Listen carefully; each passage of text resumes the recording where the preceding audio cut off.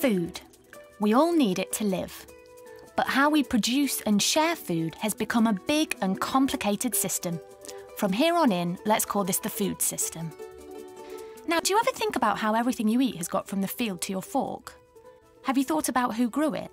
Where in the world it came from? How many people sold it on before you bought it? How politics, economics, social justice and the environment are all mixed into its journey to your plate? Or about who reaps the benefits and who bears the risks? Our food system's failing because the power is tipped towards big food companies and supermarkets rather than farmers who actually grow our food.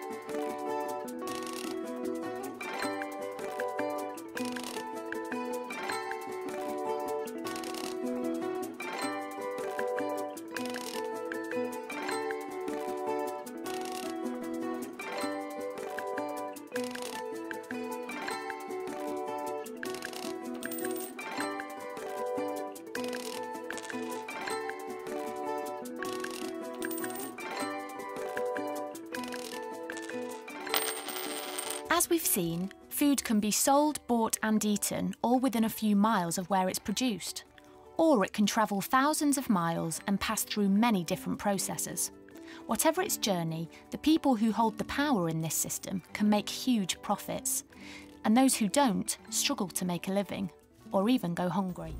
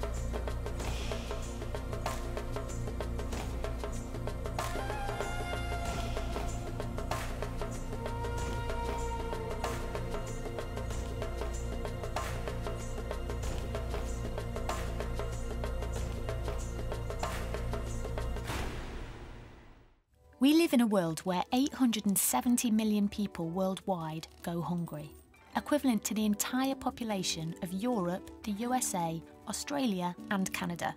Yet we actually produce enough to feed everyone. The way we share food around the world just isn't working. How can it be when 1 in 8 people don't have enough to eat?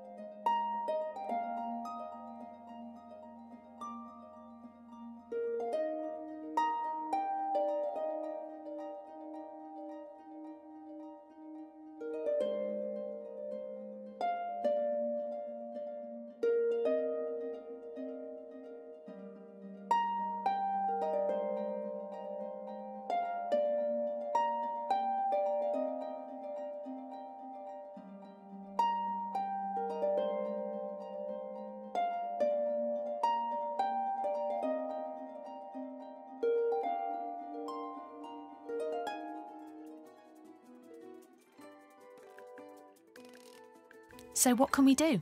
Our food system has to change. We need to share power justly between rich and poor. It's a big task and we can't solve it overnight, but we're going to take it one bite at a time.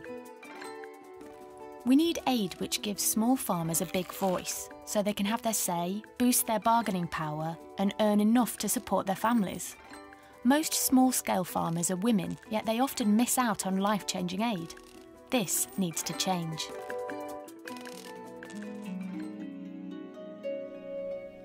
Thursday morning, early. Women are gathering at Sabita's house, singing, talking, planning. The Bangladeshi village is on the climate change front line. The crops that Sabita grows to eat and to sell face being washed away in heavy rain. The soil is salty and infertile due to frequent seawater flooding. Simple solutions are making the difference. Building vegetable beds a metre above ground, using homemade compost to improve the soil. Sabita says that the plot has made a big difference to her family. It's improved their diet and given them extra income. The ideas and advice came from local organisations funded by CAFOD. The hard work came from Sabita and her family. The benefits were shared with this group of women. Sabita is proud to be president of the women's group. Women are learning more than ever about the impact of climate change on their lives, about household food production and the importance of good nutrition. Sabita is happy that she can help others through the committee. She says her house is open to anyone who needs her help and advice.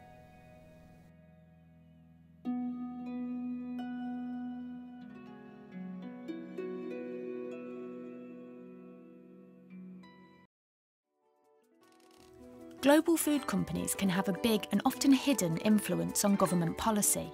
If we know who they're lobbying, how they're treating their workers, and what their impact on human rights is, it gives us the consumer power to push for a fairer system.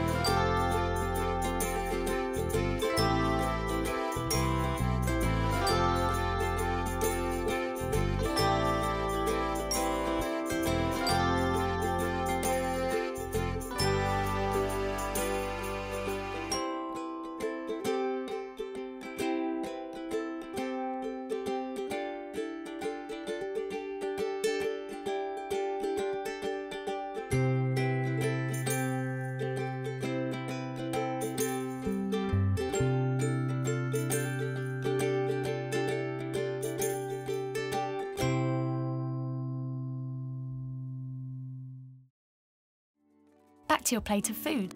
By taking a closer look at what you buy, you can have a real impact. Choose local, sustainable or fair trade food and send a powerful message to companies that you want a fairer food system.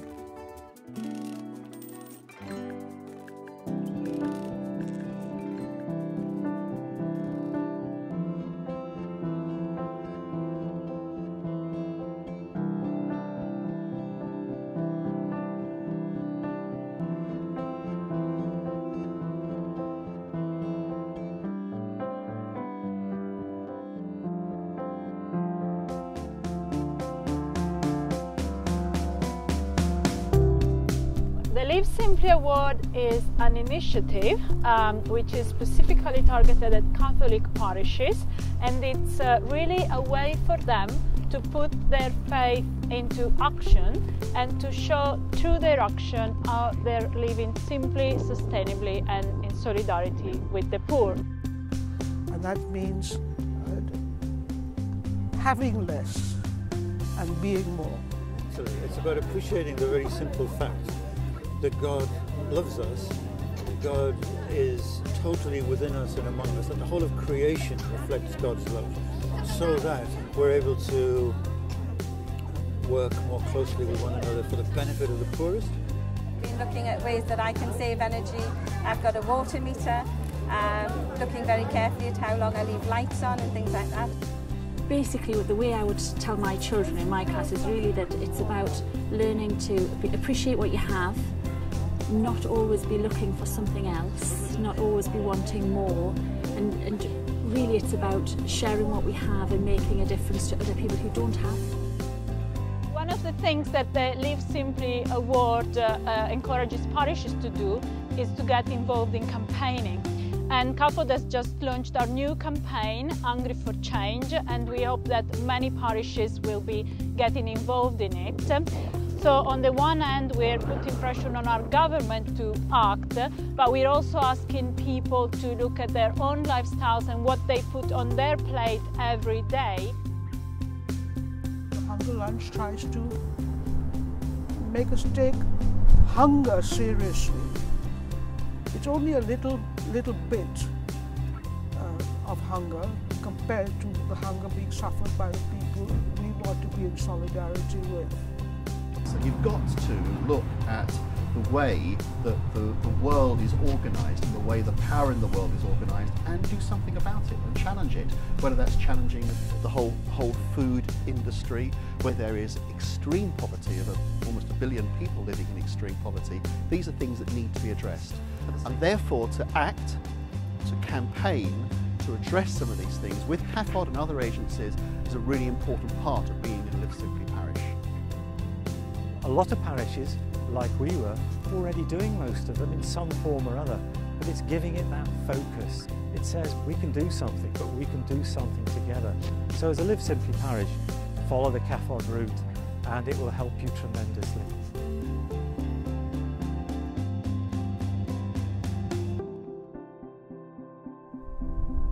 Mo Farah was not more pleased with his 2 gold medals than I am.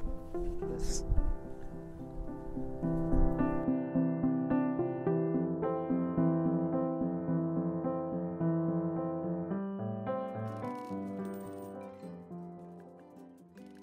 Sharing is part of our faith. Our hunger for change in solidarity with our neighbours at home and across the world can transform the world.